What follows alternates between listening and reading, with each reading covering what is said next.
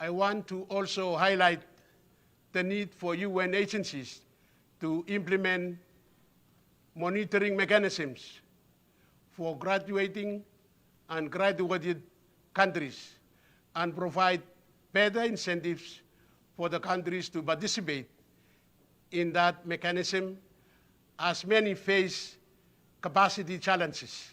Here, regional UN organizations like ESCAP could continue its support to graduating LGCs in preparing for smooth transition strategies and scale up its technical assistance to graduated countries in implementing and monitoring the strategies. Mr. President, in the area of human rights and decolonization, as we look ahead to the future we want, we must picture a world of freedom.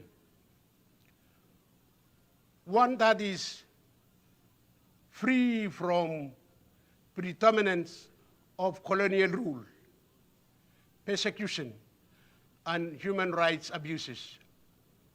In my region, New Caledonia, French Polynesia, and West Papua are still struggling for self-determination. Drawing attention to the principle of equal rights and self-determination of peoples as stimulated in the UN Charter, it is important that the UN and the international community continue to support the relevant territories, giving them an equal opportunity to determine their own statehood. With the recent referendum results in New Caledonia, in comparison to the 2018 results, there is now a narrow margin of votes between those voting for and against independence. It is therefore important that the referendums remain free, fair, transparent, and continue under the supervision of the United Nations. It is in this connection that we continue to remind ourselves, the people of Vanuatu, of our strong cultural connection with Humanubne and Humanaying Islands, commonly referred to in English as Matthew and Hand Islands. Recognizing the incomplete process for the decolonization of Vanuatu, we hope that the UN-led process draws a clear pathway to achieve peaceful settlement of these disputed islands.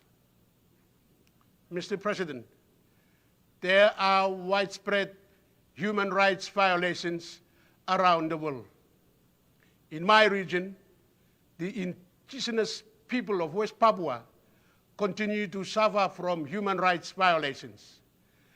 The Pacific Forum and ACB leaders, among other leaders, have called on the Indonesian government to allow the United Nations Office of the Human Rights Commissioner to visit West Papua province and to provide an independent assessment of the human rights situation.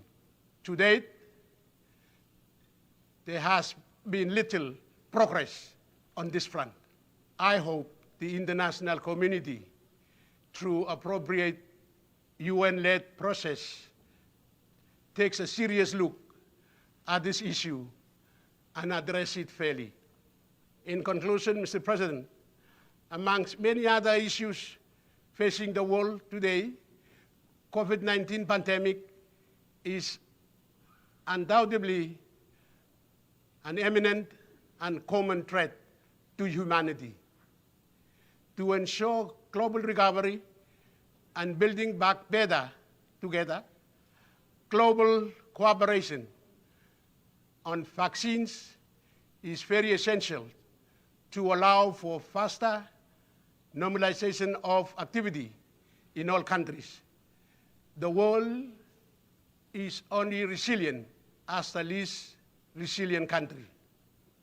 The theme of the 76th session of the UN General Assembly is very fitting and points us to the very essence of the United Nations. As embedded in the United Nations Charter, the system was designed to be flexible, to allow merit of challenges and unforeseen issues to be urgently addressed. To recover from the pandemic, we need international cooperation to build back better for a sustainable, inclusive, and just recovery. We must leave our differences and disagreement aside and renew our collective commitment to multilateralism. We must combine our efforts to address our global challenges and make sure that no one is left behind. I thank you.